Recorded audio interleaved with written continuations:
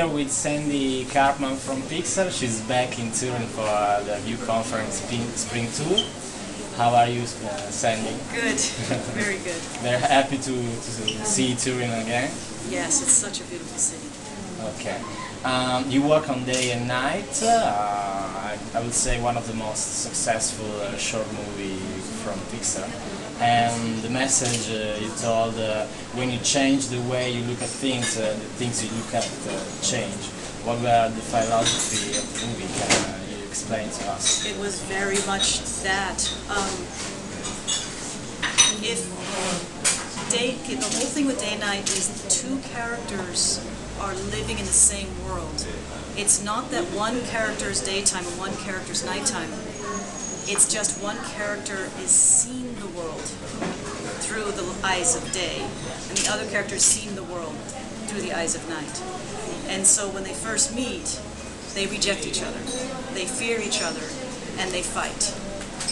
And then once they decided to see each other's positive attributes, like the rainbow, the fireworks, the movie, the airplanes, the fireflies, the beach girl, then they thought, maybe I should try and see the world through this other person's perspective. So in the end, when the two suns came together, that was the moment of them seeing each other's perspective. And so they didn't change. Day didn't become night, night didn't become day. It's just that they were able to see each other's perspective. So they accept their identity and difference. Yes, yes, yes. What a wonderful way of saying it. Yes. And you've been here, you met children in schools. Yes. How the meeting went? Very well. The schools had prepared, we didn't just come in and show day and night out of the blue. They had talked about acceptance and seeing other people's perspectives, and so the kids were really schooled in it, and the teachers were able to use day and night as part of their lesson. How is to meet children after you work on a project that is made also for children? So it's great. It's great. The children were laughing the whole time.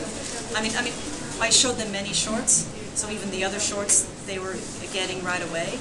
I didn't have an Italian version of Day and Night, so we would translate the radio voice, and it was good. It was really good. It was exciting. They loved the music.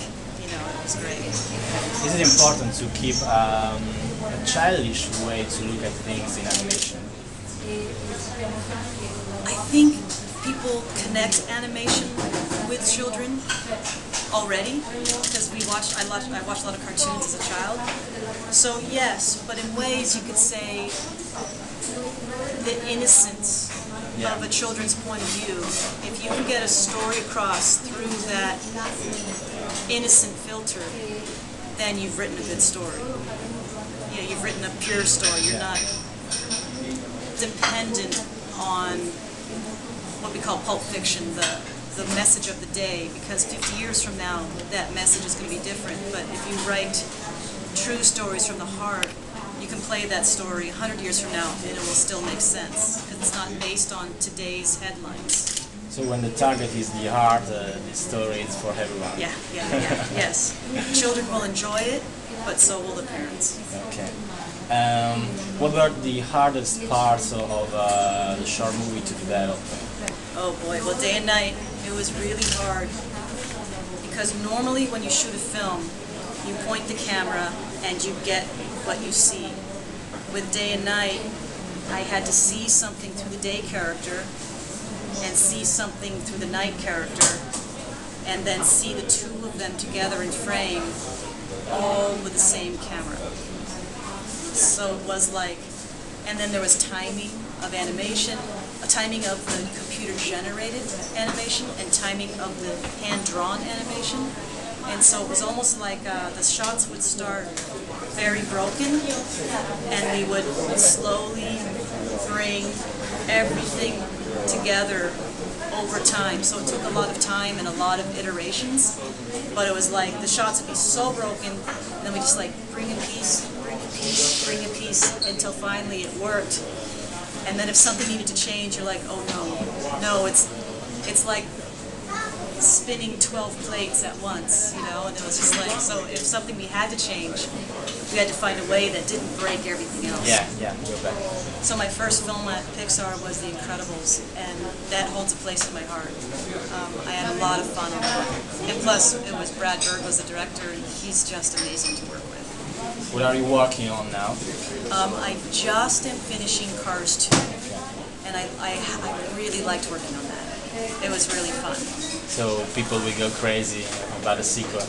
I think they will, because it takes you to many new locations, and there's lots of racing, and it's lit by Sharon Callahan, and so it's very beautiful, and the camera direction is by Jeremy Lasky, and he's just the best. Thank you so much, Sandra. Thank you. Thank you. This was great. It was fun to see you again.